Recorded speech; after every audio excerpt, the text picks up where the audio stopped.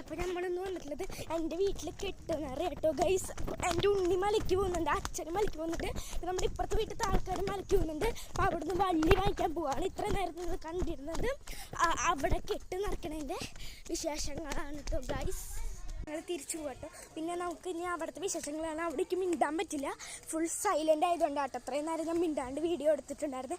ഇപ്പോൾ ഒരു അവസരം കിട്ടിയപ്പോൾ നിങ്ങളോട് എല്ലാ വിശേഷങ്ങളും പറഞ്ഞതാണ്. നമുക്ക് അവിടെ പോയിട്ട് അവിടുത്തെ വിശേഷങ്ങൾ കാണാം.